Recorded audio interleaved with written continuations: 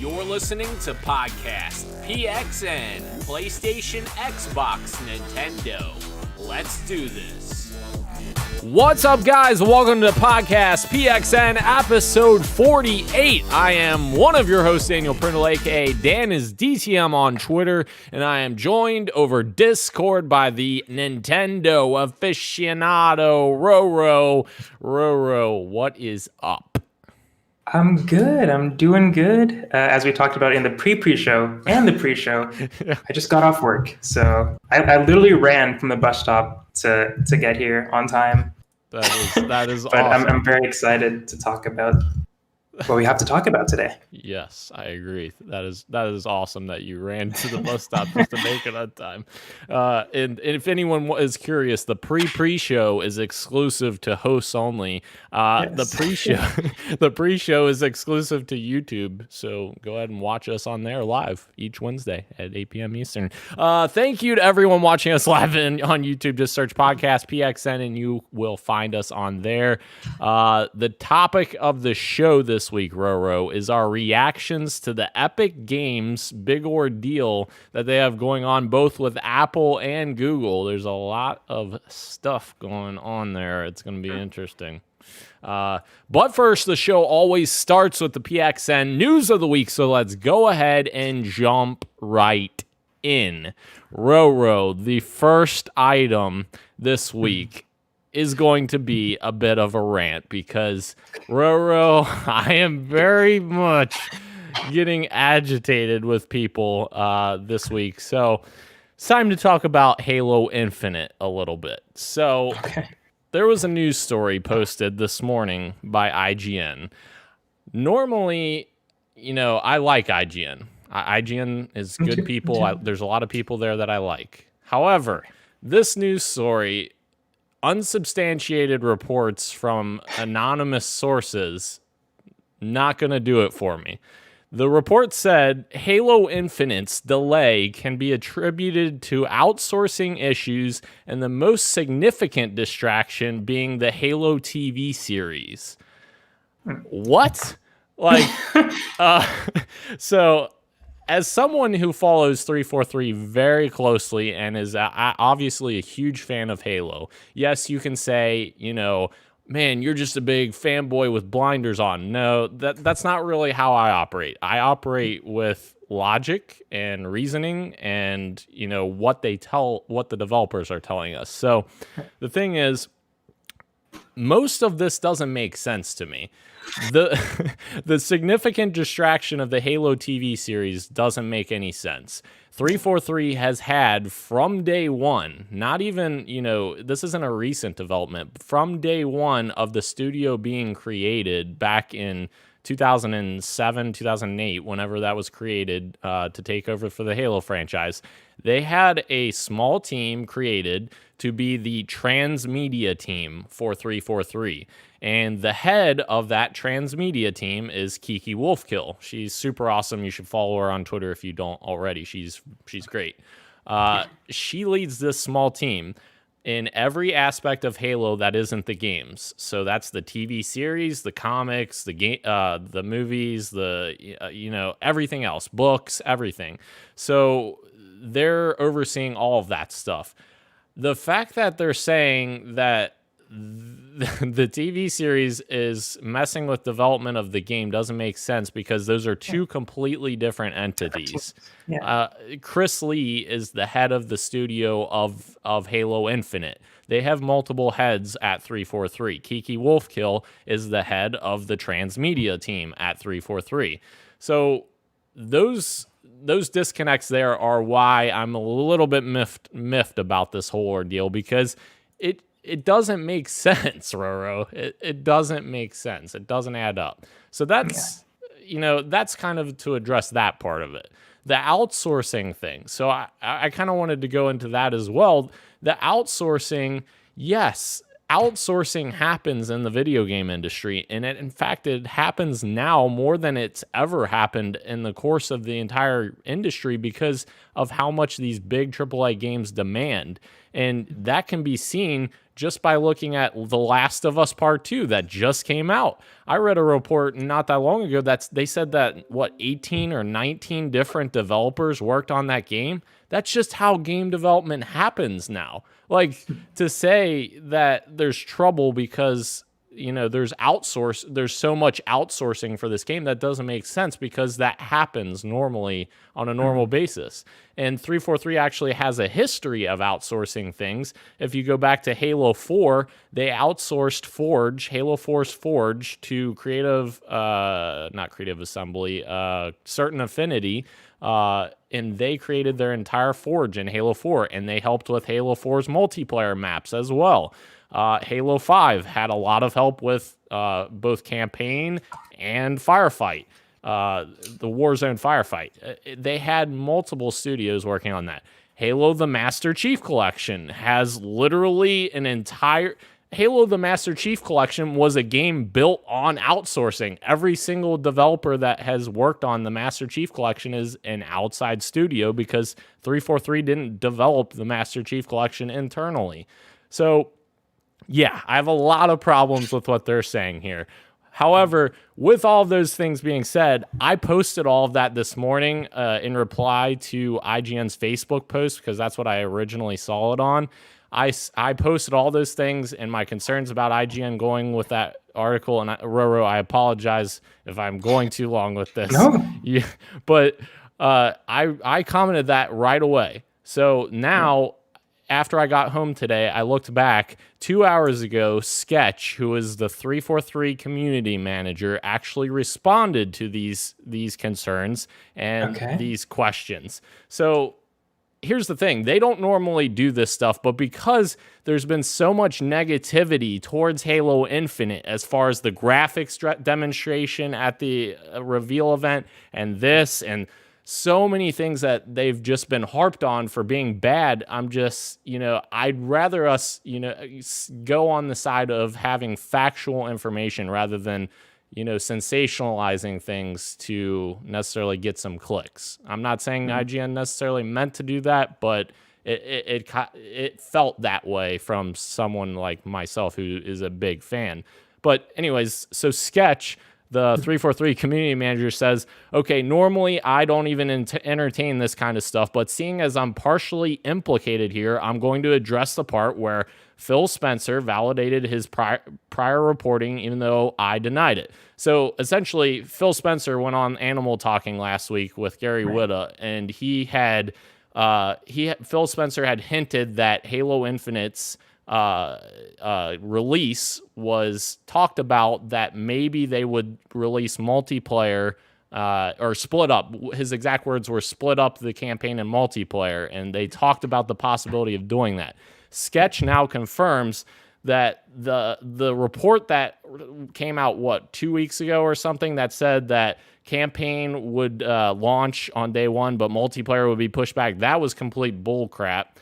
The actual thing that they possibly talked about before delaying was that they were going to release multiplayer on day one and then campaign would come at a later time, which that makes sense to me as someone who is a big Halo fan. Multiplayer obviously is going to take priority over the campaign. That's just what it is. And Sketch confirms that. He says that what Phil was talking about there was that we talked about releasing multiplayer in fall 2020 and campaign next year. They decided not to do that. They decided to delay the release for the better of the entire game. So that's great. That is really great. Yeah. So he cleared that up. He does go into being frustrated about people making up stories and, unsubstantiated reports and anonymous sources. It's just frustrating that people can say 100% false information and get away with it. And this one more thing, Sketch also said in regards to the stuff that came out today about the TV series, and this is, remember what I said before. Yeah. So he said 343 Industries has a devoted transmedia team that is working with Showtime on the creation and production of the Halo TV show. This group is separate from the Halo Infinite development team. These are two completely different independent projects with dedicated teams and leadership that do not impact one another. Literally what I said this morning. So, yes, that is my rant, Roro. I apologize that you had to just, listen to all that, but I grew frustrated the more I saw that today, and the more misinformation that I see about people commenting on Halo Infinite and saying things that aren't true, like just regular people that don't understand what's actually happening behind the scenes and saying, oh, it looks so bad and it's this and it's that. It's so frustrating as a Halo fan because people are just throwing away this game just based on information that isn't even true. My thing is, let's let things play out, give them the time they need, and let's see what the game turns out to be. So, Roro, I don't know if you want to add anything to that, but that's all. No, you were saying like it sucks that people who don't know what's going on are, throwing away this game, and what also sucks is people that quote unquote do know what's going on, like the IGNs and stuff like that, are still spreading information that is seemingly not true, and Sketch showed us that it is not true. So it does suck that like the IGNs are posting stuff like that, like the TV series. As soon as you said that, as someone who is not a huge Halo fan or 343, I'm not super into that ecosystem, but that threw me off as well right away, because that's what I assumed what Sketch said is that two separate teams are working on the game and the TV show, surely. So I don't know. That sucks that they're getting press like that from IGN. Yeah, I completely agree. And yeah, it just grows my frustrations when I click on the comment section and just see people it gets very frustrating, but it is what it is. I'd rather take my small community of giant Halo fans than have people in there that are going to be toxic and don't even understand it anyways. So, anyways, let's move on from that negative news. And so just this will kind of button up our Halo stuff. Another new Halo Infinite soundtrack track was released this week from 343. And man, the Halo Infinite soundtrack might be my favorite soundtrack of any Halo game ever made. And that's saying something because I love their music. Like the first one they released a few weeks ago was very, very, very indicative of Halo 3's main theme. The second one they released was very, very indicative of Halo CE's main theme. And now this one is very, very indicative of Halo 2's theme. Oh my God, it feels like they're bringing all the best parts of all the Halo games together. And it just feels so, so good. And that's why it's so frustrating to me hearing all these things, because I know 343 is trying to build a love letter to Halo fans based on everything they've learned from Halo 4 and 5. And that's why I get a little frustrated about that stuff. Because they are doing so much right, it seems. It's just that it's taking them a little bit longer to be able to show us everything, and then everybody's getting impatient, and then you get the IGN articles saying false things. And I understand it getting a bit frustrating after a while. Yes. Yeah. Absolutely. But the music is obviously amazing. As someone who is not super into Halo 343 and all that kind of stuff, that the music is iconic, and I can recognize a Halo song or track when I hear it. So it's cool that they're harping back to the previous iconic songs from the franchise. Yes, absolutely. Super excited.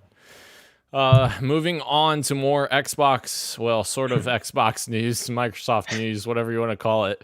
Microsoft Flight Simulator is the newest, oh my lord, what the heck's happening, masterpiece? What?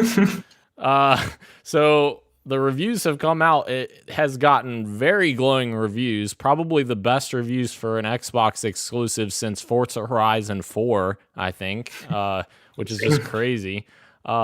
It's got a 93 on Metacritic right now, which is absolutely insane that Microsoft Flight Simulator of all things. But once you play this game and like pick it up, I downloaded it yesterday and I played for a little bit. Obviously, I've talked about I've played the alpha. It's just so unbelievably zen to just jump in, and you can jump into literally any airport in the entire world and take off from there and go wherever. Like, it's so insane. I don't know. And maybe it's just me, and I don't think it is just me based on this, but like as a child, I played the old Microsoft Flight Simulators and I loved just, enjoying the sights. And I feel like this is really pulling me back to that with some amazing technology, granted. But have you had a chance to check it out yet, Roro?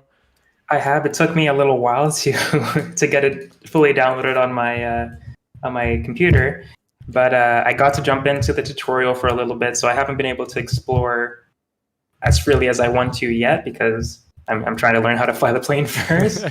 But it seems like really awesome. I've watched some other people do some playthroughs. I watched Rooster Teeth, Bruce Green, who's formerly of Rooster Teeth, do a Twitch stream recently, and he did from Los Angeles to Dubai, I think, which is, I think, the longest flight you can do. I'm not sure. Yeah. But he was doing like a super long stream of that. And it's like, it just, like you were saying, it just looks nice and zen and relaxing to just get up in the sky and fly in a time where we literally can't do that. So I think that's another reason why it might be reviewing so well, because it's just nice to be able to travel without traveling, I guess. It's really cool.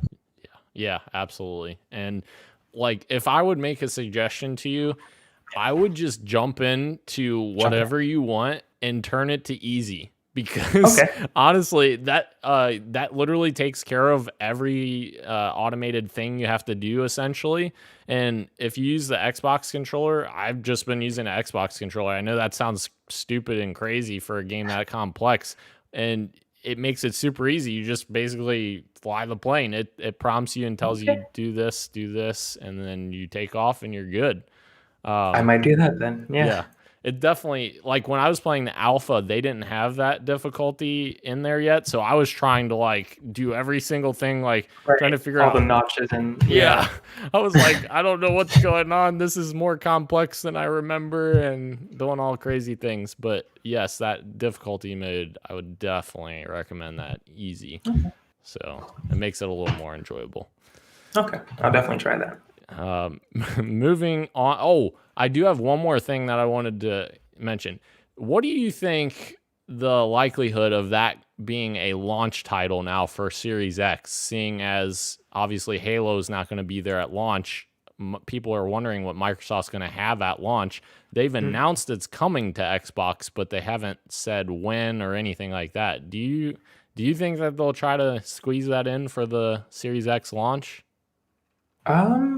Yeah, I could see it. I feel like if it's on PC now, there might not be too much more they have to do to optimize it for Series X, is what they keep putting on their next gen games. So I think so. I think that would be pretty cool to launch with the game, especially again having the entire world to explore. That'd be really cool. I hope they do that.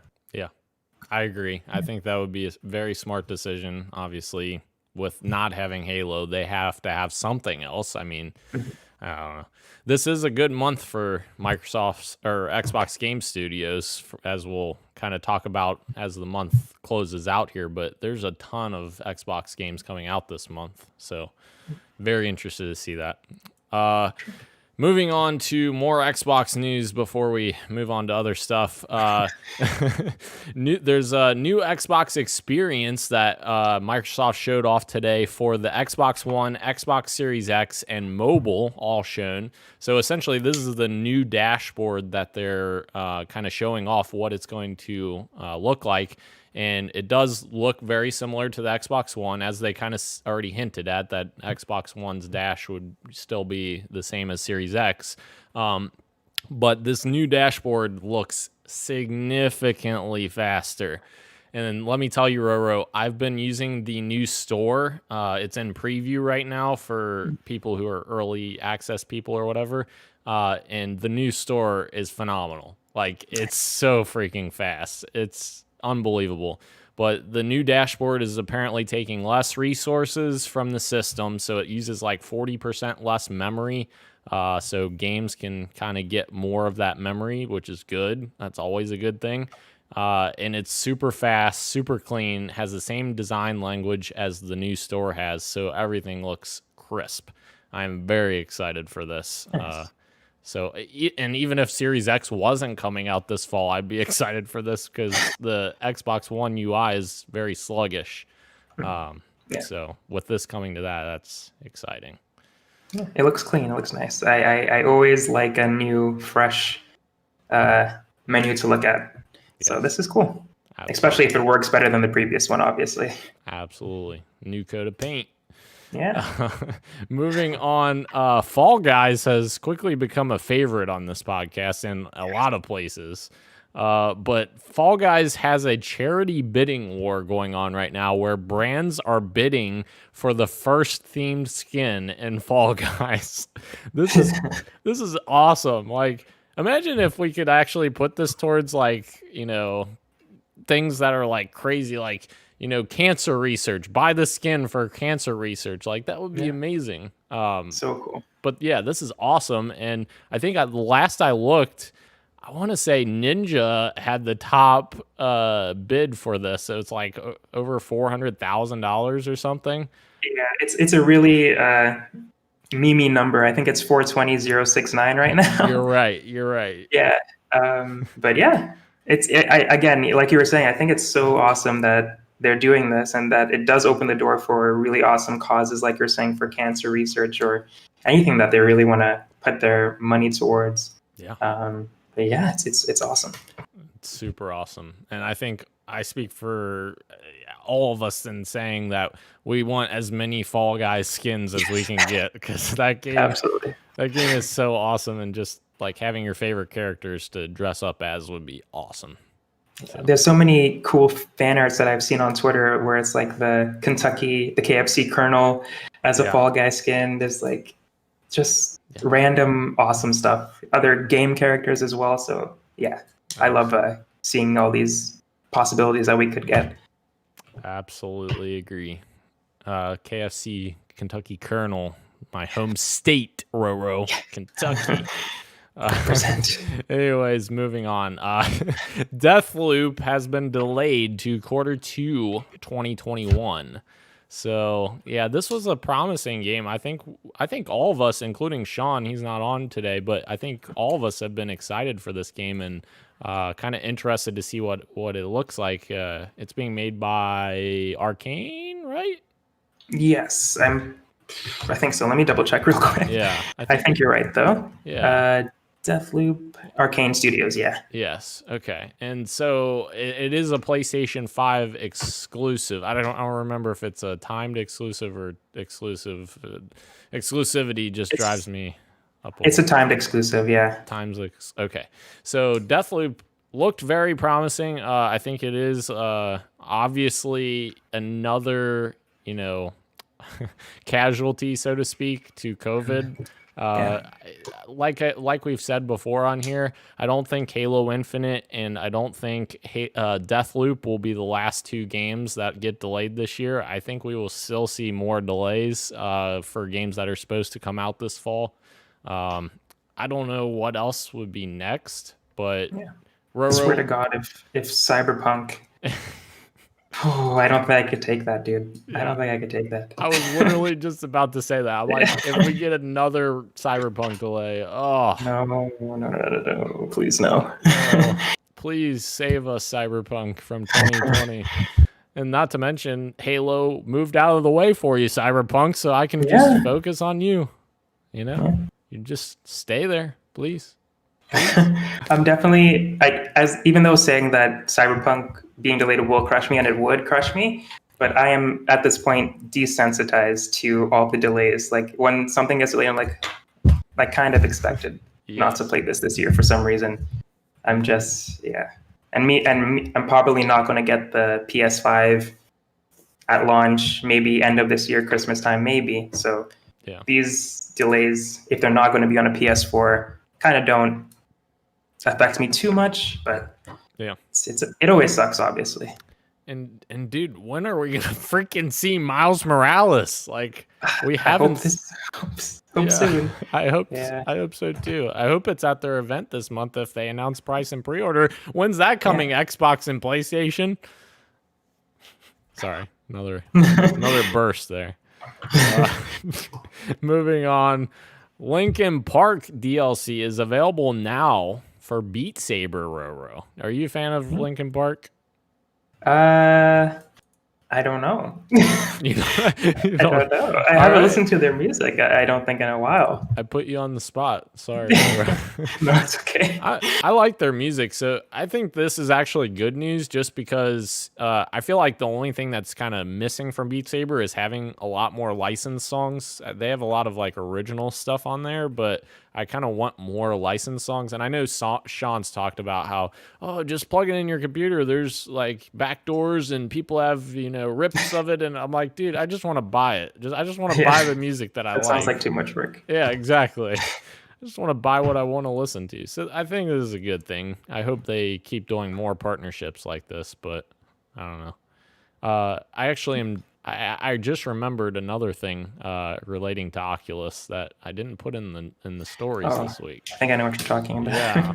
So Oculus is requiring you to log in with a Facebook account moving forward for all new accounts, and I think they're only supporting through 2023. I think if you don't want to use one right now, but by 2023 you'll have to use Facebook. Yeah. So I think a lot of people made a big deal about this as far as like privacy and stuff like that, which totally understandable. But at the same time, Facebook owns Oculus. So obviously they're going to have access to that data one way or another. So I'm not really sure how safe people think they are with having just their Oculus account rather than having their Facebook account. But I don't know. Yeah, it just I get that and I agree with that. It's just that it's interesting that you're going to have to make a Facebook account to play Oculus it's weird. It's definitely weird. But again, like you said, they're owned by Facebook, so I get why Facebook would want to do that. Yeah. It just sucks. It is. Especially not that I'm getting an Oculus anytime soon, but I don't have a Facebook anymore. So it's just interesting that I won't be able to. Well, I will be. Yeah. But I just have to make one, which is, I think, what everybody is upset about. Yeah, for sure. Yeah. And there are a lot of people out there that don't have Facebook. I work with somebody who doesn't have a Facebook. He just chooses not to have that, which totally understandable, especially in today's world where everyone has their own opinion. And yeah. Anyways, moving on, there was a data mine, Roro, of the Marvel's Avengers beta that has reportedly found 15 unannounced playable characters. This list is pretty significant. Ant-Man, the Wasp, Vision, Black Panther, Doctor Strange, Falcon, Marvel, Mockingbird, Quake, Winter Soldier, Scarlet Witch, Captain Marvel, Kate Bishop, She-Hulk, and War Machine.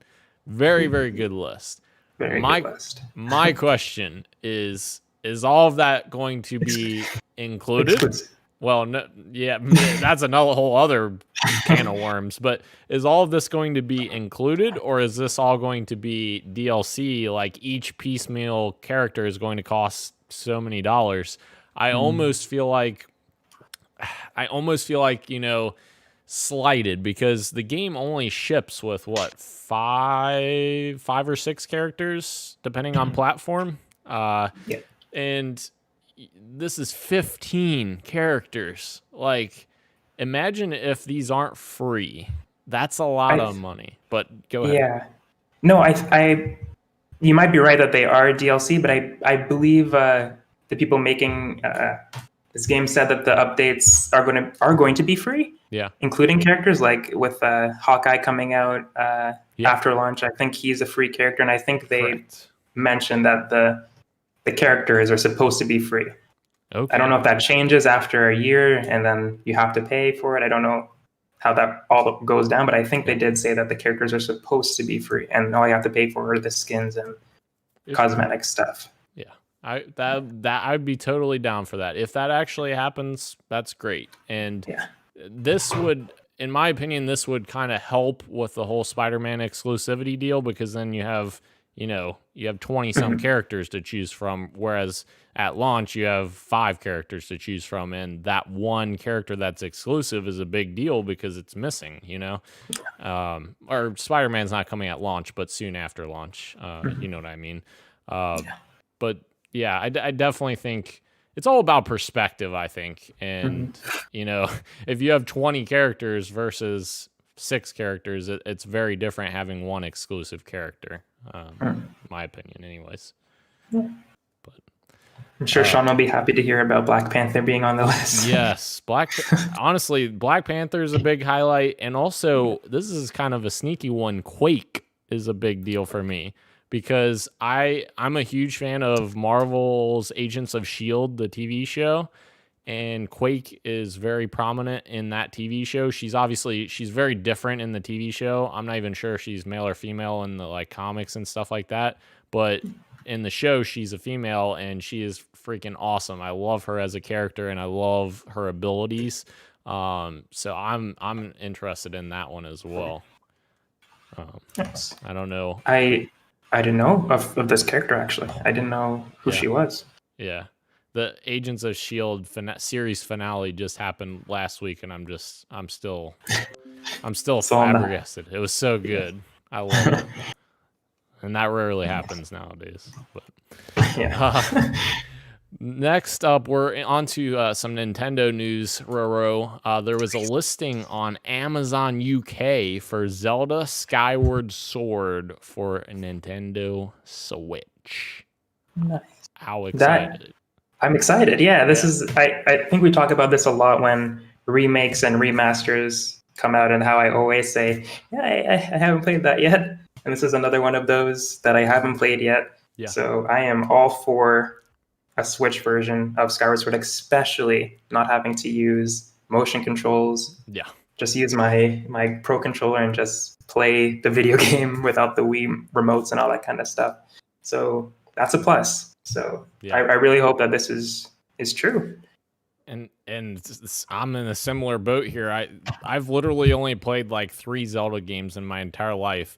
Loved 2 of them, which was Ocarina of Time and Breath of the Wild. I played a little bit of Majora's Mask. I never really played enough of it when I was younger to really get a good take on it, so to speak. So I'm excited for another Zelda game other than Breath of the Wild 2. So especially if it comes out this year. Yes, I hope so. Yes. Yeah. Coming alongside Pikmin. So it seems like they're doing a lot of remakes of old games, or re-releases, I guess you could say. Yeah. They have a great back catalog, that's for sure. They do. Yes. Yeah. Moving on, Nintendo had their Nintendo Indie World Direct, I guess. Yes. So was there anything big that came out of that you were excited about? Yeah, there was a lot of games. Nintendo does this a lot in their directs, sometimes more than others. In the Nindies, they do it a lot, where they announce a game and it releases on the eShop soon after the direct. So they did that for a couple of games in here. I think Raji was one of them, which is like an action adventure sort of game. Takeshi and Hiroshi is another one, which is, it's a really interesting one. I could talk about it later in games we're playing. Yeah. And Spiritfarer, which is another game that I'm playing recently as well. All of those games, I think there's a couple of other ones that I'm forgetting that came out as soon as the direct was over. There's a couple of games coming to the Switch, like Hades, I think you have on here. Yeah. I'm trying to think of anything else that I might be missing. There's a game that kind of looks like Ori. It's a bit more puzzle heavy than Ori, not as action adventure. Metroidvania. Yeah, it's not as Metroidvania as Ori. It looks like. It looks like, well, it is, but it has more puzzles. I think it's more focused on the level. You think a little more. And then Cool. But yeah, it was a great show. It was not like the previous one, which people didn't like too much. But there's always going to be those Nintendo fans who come in, see the title, Nintendo Indie Direct, and then comment, "Where's the Smash character?" There's always going to be those people. Yeah. But most people were very happy with that, and I was too. I love indie games, so more on the Switch is great. Yeah, there's no satisfying some people, No. as we've seen time and time again. Yeah. But yeah, one of those announcements that came out of it, I kind of had this broken out, but it definitely applies to that. Supergiant, who's the developer of Bastion and Transistor and Pyre and like those weird types of quirky games. They always make great games, it seems like. They have announced that Hades is coming to the Switch this fall. I think that's when it actually comes out of early access on PC, I think. So that's actually interesting. They're getting Hades on there, which, I mean, anything Supergiant I would definitely be interested in. I never played Transistor, but it always like interested me whenever I saw trailers on it. I know it was on PlayStation, and I never played it, but it always looked super interesting. I always loved that like neon art style and such. So yeah, I'm in for Hades. Are you in for Hades, Roro? I am. It looks great. Transistor is actually the only Supergiant game that I've played. Actually, I haven't played Bastion or the other ones. So, Yeah. and I love that one. So I am excited to dive into this one. Another game that I failed to mention was Untitled Goose Game is getting co-op now. Oh, so you yes. could. I did see that. So you could cause havoc with a friend. So that should be interesting. Yeah, that will be interesting. Untitled Goose Game is definitely a unique one. Yes. Moving on, Roro, there has been data mined files in Tony Hawk's Pro Skater 1 and 2 demo. This is the new remaster or remake that has confirmed that Jack Black is appearing as Officer Dick in the new game. That's just great. I think that's hilarious because Jack Black is like pretty much quit acting at this point. He runs his own YouTube channel, but Yeah. I think he said he was done acting after the second Jumanji movie. So this is kind of cool. Kind of cool cameo. And also a new alien as well, which I'm pretty sure, it's been so long since I played the originals. I'm pretty sure that both him and the alien were in the original game as well, if I remember correctly. Obviously, we're the wrong people for this because Sean was the expert in Tony Hawk, but Sean ain't here, so we're going to run it the best we can. So, yeah, I just thought that was interesting because Jack Black, you know. I don't know. Yeah, it is cool. Yeah. It's cool to see him in stuff. I remember that rock game that he did a while ago. I don't remember what it's called. I think it has rock literally in the title. Brutal Legend. Yes, and it was made by Double Fine. Yeah. Pardon me? It was made by Double Fine. Yes. So I guess that's why he was in that weird Psychonauts music video. That makes more sense now. Yes. Yep. Yeah, because I think he's a voice or something in Psychonauts 2 as well. I think Tim Schafer announced that. So very interesting. Moving on, Roro, we have some PlayStation news. A new job listing has suggested that PlayStation is working on a next-generation VR headset. I think we kind of expected this to happen at some point. I think the bigger question that Sean would want me to ask right now is, are we getting new controllers with this headset? Because, yeah, I think that it's been long, talked about on this podcast by Sean about how much he hates that they're still using the PlayStation 3 Move controllers. So maybe this will be the time, Roro. Yeah, I hope so. I certainly hope so. With the PS5 coming out, they're making the DualSense. I mean, I guess that was never a reason for them to make a new controller before. They had a new PS4 controller, and they still decided to use the Move controllers. Yeah. But with the new headset, I honestly didn't expect this. I thought they would just continue using the PS4 one and just make it compatible with the PS5. But this is cool. I'm excited to to hopefully try it someday. I still haven't tried any of the VR stuff. Yeah. PS5 hopefully will be my jumping on point. So I'm excited to see what this looks like and what new PS5 VR games look like. Yeah. And PlayStation VR has been the cheapest method to get into VR, so definitely not a bad pick. So, moving on, Ghost of Tsushima, Roro, is getting a free online co-op mode coming this fall. That's freaking awesome. I didn't expect this at all. Not at all, yeah. Obviously, Sony's known for their big first-party exclusive single-player games, but I wasn't expecting co-op from Ghost of Tsushima, but that is super cool, and it seems like they're kind of catering it towards that experience too. What are your thoughts on that? I still haven't played Ghost of Tsushima yet, so that's unfortunate. But the trailer, it actually interested me more because as someone coming from Destiny, those multiplayer co-op sort of experiences, it looked like they have like even a sort of raid kind of activity for a team to play. So that looks really interesting. And obviously I want to play the single player campaign too, but that really intrigued me that they're adding this mode. I love dressing up your character in Destiny like your guardian and showing it off to my friends, and having that option in this game where you play as a freaking samurai. That's awesome. Super cool. Absolutely. Have you picked up Ghost of Tsushima yet? Yes, was it 2 weeks ago I said I started playing it, and I haven't played since then. Okay. I've been awful at going back to it. It's mainly Master Chief Collection's fault because I've been trying to get the challenges. They added challenges, and I've been trying to get the challenges to get the new unlocks. It's a long story, Roro. It's always Master Chief's fault. It's always Halo. It's always Halo. So yeah, I'm hoping to get back to it this weekend, put some more hours into it, but yeah, very excited for that free online co-op mode. Moving on, we have Prince of Persia has a remake that has been apparently leaked. This just came in today. I haven't really gotten a lot of time to look at it because it just came in not that long ago, but it sounds like it may release this year.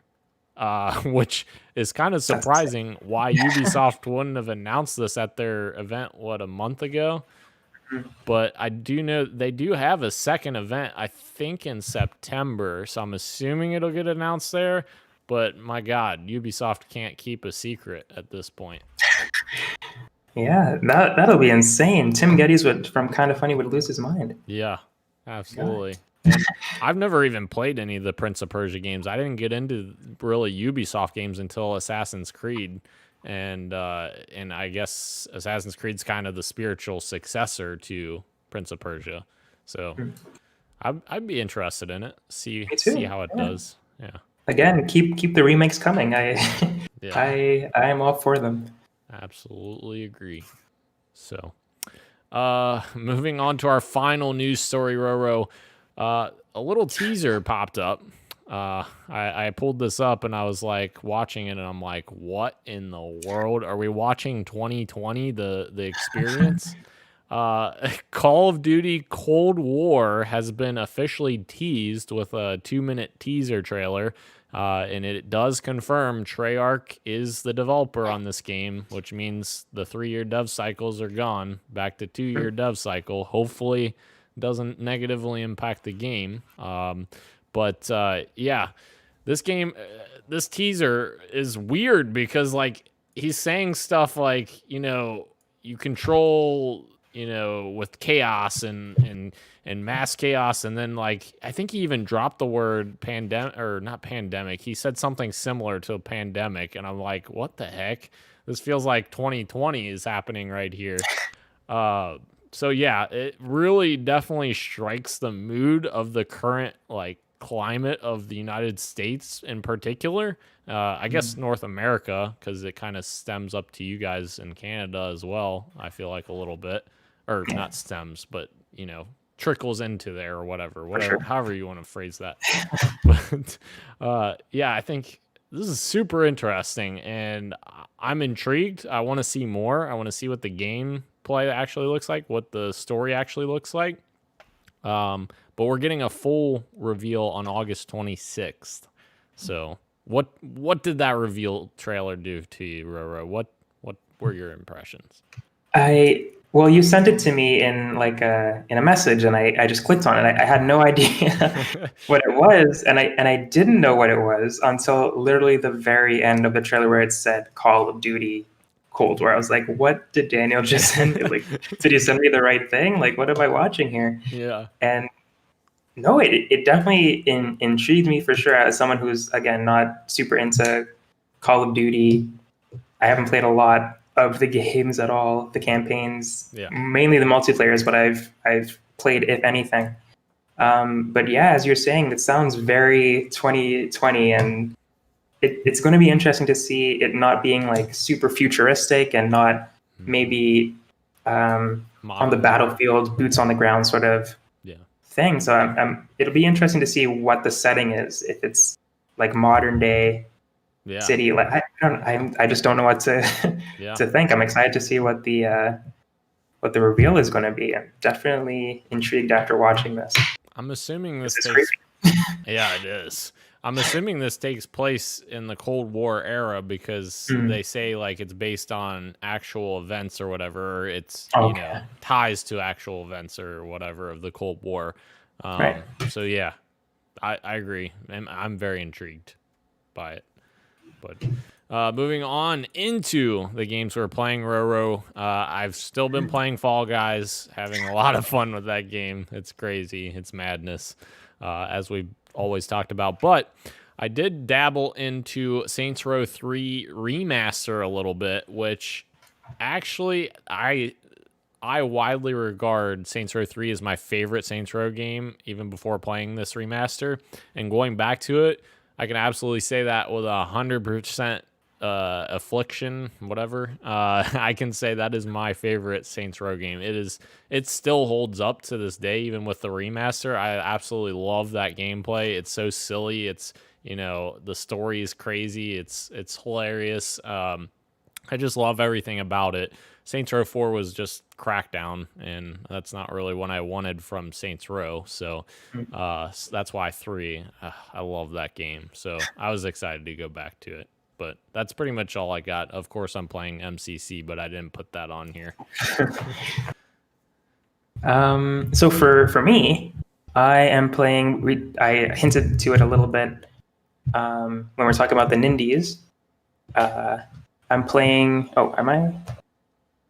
Okay, sorry. I thought I got disconnected there. Sorry. No, you're good. You're good. But yeah, I'm playing a game called Takeshi and Hiroshi, which is a game that was shown off at the Nindie Direct, as I said. It's a very heavy narrative game with a little bit of gameplay. So the story is basically you are the older brother of Hiroshi, so you're Takeshi, and your younger brother has some breathing issues. He has severe asthma, and he's hospitalized. So he's in the hospital a lot, and you are an aspiring game developer. So you really like making your brother happy and making him smile as he's in the hospital all the time. So he's kind of bummed a lot. Oh, wow. So the gameplay part of it is you are designing levels for him to play. It's not super deep. You choose monsters for him to fight. So he's a little sword guy, and he's running towards the monsters, and you choose which monsters he fights. And the goal is to make sure that he is happy by the end of it. So make sure that he's not stressed and he's not bored. So you have to strike a little challenge. So he's challenged, but he's not too challenged that he gets upset. So it's really interesting to balance it out. You like choose the correct monsters, and if he dies, then you get to start over. But it's interesting. It's like, don't make it too hard, but don't make it too easy at the same time. It's really interesting. It's super short. I think I'm coming close to the end of it now. It's like 8 chapters, and I'm on like the 6th chapter now. It hasn't broken my heart yet, so it seems like very light. I don't know what's going to happen in the last couple chapters, but it's a nice little palate cleanser. It's from The Last of Us and all those crazy games that we've been playing. But yeah, I'm really enjoying it so far. It's very light and cute. It sounds original too. Yeah, I thought it was really cool. And the story is told through like stop motion puppets, Ooh, sort of. that's cool. Yeah, it's a really cool style. So I'm liking it a lot. Sweet. And the other game that I'm playing is Spiritfarer, which I haven't gotten too deep into yet. But as the developers call it, Thunder Lotus Games, the developers, they market it as a cozy management game about dying. And I can That's agree, it interesting. is that, but it's so beautiful. It's such a calming game. Like you have a boat and you're collecting these spirits to join you on this voyage to their afterlife. So you're basically taking them to the afterlife, but I haven't gotten to that part yet. So I'm just really bonding with these animal spirits right now. But there's a really cool customization aspect. You're like making guest houses for the spirits. Like a little kitchen to make them food. You gotta make sure that they're happy. Kind of similar to the previous game that I was talking about. Just Yeah. making sure that they're always in a good mood. But nothing too heavy about it. It's super chill. Yeah. Again, I don't know how it's going to be as I continue, but right now I'm really loving it so far. So would you say it's Yeah. like Ghost Simulator? No, I'm just I would kidding. not know. I'm just kidding. Oh my god. Sorry, I couldn't resist. That does sound very interesting though. It is. It is. It's nice. I would recommend checking it out. I'm going to be playing it on stream after this. Sweet. Sounds good. And Roro, where could people join you to see your stream? You could watch me on twitch.tv/Roro. That's RORAUW. So Which is the backwards opposite. backwards from what you're seeing on the screen right now. Yeah. Which did you change that? Because isn't it this the way I have it on the stream? Isn't it that You the have way? it right. You have it right here. I just okay. made a bad mistake on Twitch. Oh no. Okay. I was like, wait a minute. I did see that last week. I think I joined your stream. I was like, why is his name backwards? But, Oops. cool. All right. Moving into the topic of the show, Roro. Epic Games has officially thrown the gauntlet to at both Apple and Google's store policies. So they essentially cut the prices of V-Bucks last week, and while doing so, which that's great, but while doing so, they added a new payment method in game. So they didn't do an update to the app itself on Google or Apple. They made an update to like their server side and gave players an option to pay using Epic's payment system, payment portal or whatever inside of Fortnite. And they made the V-Bucks cheaper by doing that because they don't have to deal with Apple and Google's 30% or whatever their royalty is. And that has created quite the stir because almost immediately Apple then took down Fortnite from the App Store and has essentially given Epic a what I don't know what you call that, like a ultimatum. Yes, you're right. Ultimatum. That is what I was looking for. And they're basically saying, you guys have to remove that payment option, or else we will be removing all developer tools for the Unreal Engine, not just Fortnite. The Unreal Engine and obviously Fortnite will not come back to the App Store. So this is insane. $2 trillion company fighting against a multi-billion-dollar company. I don't know what to expect out of this, but I do think it's a good thing to kind of check Apple and Google a little bit, because I do feel like in some instances it is unfair business practices for them to be taking so much of a cut from certain developers. And that's been one of the things they've been in court about. They prioritize certain streaming companies. Like, I read a report that Apple did a deal with Amazon so that Apple would only take 15% of the revenue from Amazon apps, like Amazon Fire or whatever, streaming or whatever it is. And their normal rate is 30%. So they're obviously making priorities based on, situations, which isn't really the way it should be done. And definitely, yeah, that's kind of shady business practice. So, Yeah. I mean, props to Epic, but man, this is, I don't know, where do you think this is gonna go from here? I don't know. I don't see Epic backing down, and I don't see Apple backing down. I Yeah. don't know if, yeah, I don't think either of them are going to buckle in this situation, which is sad because I know for some reason a lot of people play Fortnite on mobile, Yeah. and yeah, I know it's free everywhere, but Yeah. at the same time, it's always good to have those options for people who don't have the other options.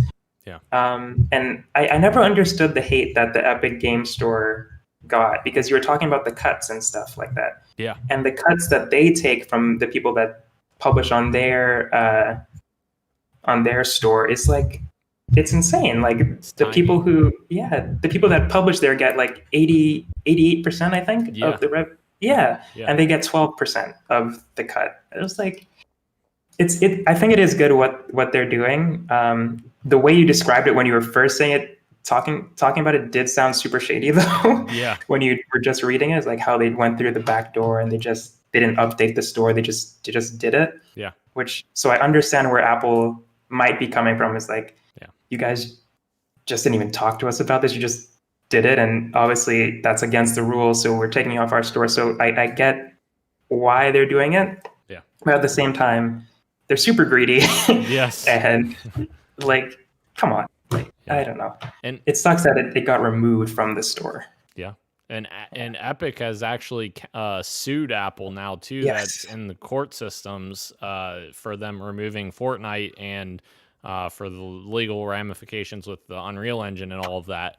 I know they are countersuing them, and I believe Google as well. We're kind of not talking about Google, but it's the same situation there, where everything we just described, they're doing the same thing. It's a monopoly essentially, because you have to go through the App Store in order to have any kind of transaction whatsoever. So yeah, it's interesting. It is, yeah, and it was, they had like an animation ready. Like Epic Games had like a Yes. a little teaser, not a teaser, but a short film, I guess you could say, animation ready, kind of hinting back to an old Apple commercial from back in the day. So they knew that this was coming, which is even more interesting. I just can't imagine like the people who had to work on that animation. Like, hey guys, you gotta work on this animation because we're about to get removed from the Apple Store. Just in case, just have this ready. It's like, oh, okay. And that's one of the most interesting parts about this. Like, that's actually super smart of Epic to do it that way, because they premiered it in Fortnite. Like, they played it on the movie screen in Fortnite, and essentially you're trying to get your players to speak out on behalf of you, which is very, very smart. You're basically Free Fortnite was a hashtag for a while. Yeah, and it was trending on Twitter as soon as that all went down, which super smart way to do it, because if there's anyone that's going to get to Apple, it's going to be the consumer. And I feel like this is kind of the same talk we had last week or 2 weeks ago about xCloud not coming to iOS. It's the same situation where you have Apple who wants to demand certain stipulations that aren't really fair stipulations, but like, just to give you an example, when they have streaming services like Netflix on on iOS, they don't review every single movie that it goes through Netflix. They trust that the movie ratings and TV ratings on there are accurate information. And the reasoning for not having xCloud on their application was that they couldn't review every game and approve every game. And it's like, that's a double standard, because the game industry has ESRB ratings, which are the exact same as the movie industry and TV industry. So it is very, very much shady by Apple. I feel like they do need to have a consistent message, I guess, across everything. So Yeah. But at the end of the day, it really does suck, because I don't see Apple buckling. I hope they do, because I would Yeah. love to play xCloud on an iOS someday, and I would love for everybody to have Fortnite again on their systems. But as you were saying earlier, a multi-trillion-dollar company versus a billion-dollar company, Yeah. or million, I don't know how it cuts down, but if we don't pay with our wallets, it all really doesn't, or don't vote with our wallets, which is what a lot of people do say. Yeah. Nothing is really going to change. And I feel like, including myself, I still have an Apple phone right now. Absolutely. So do I. Everything that happened is making me consider getting, next time I get to upgrade, maybe get something different. But until that day happens, I'm giving them my business, unfortunately. Yep. But yeah, it has to be done with our money, or else they're just going to keep getting away with it, because that's what they want, and that's what they're getting, unfortunately. Yep. I agree completely, and I'm in the same boat with you there. I've had an iPhone for forever and couldn't imagine life without it, but man, super awful. And you kind of said like the mobile experience. The mobile experience has come a long way, actually. It's actually, I played it not that long ago just to kind of see what it was like maybe a couple months ago. And it actually is a decent experience when you get a controller connected via Bluetooth to it, because you can it's essentially just a portable screen at that point, because both the DualShock 4 and the Xbox controller can connect via Bluetooth, and you use it on there. And let me just say, when you're playing mobile people who don't have a controller, it makes it the game pretty easily. Yes. So Nice. it's actually it's a very good experience, honestly, for what you get there. So anything We'll else? never experience it again. Do what? We'll never experience it again. Oh yes. Yeah. Unfortunately. Yeah. Not a good situation. Anything else, Roro, before we end the show? No, that was it. Cool. Sounds good. Thank you again to everyone joining us both live on YouTube and on podcast services everywhere, including Apple Podcasts, Google Podcasts, SoundCloud, Spotify, and Stitcher. Thank you, Roro. I am Daniel. This has been Podcast PXN, and we are out. Much love, and keep on gaming. See ya. Yes, we didn't get a ruined end this time, Sean. Tisk, tisk, tisk.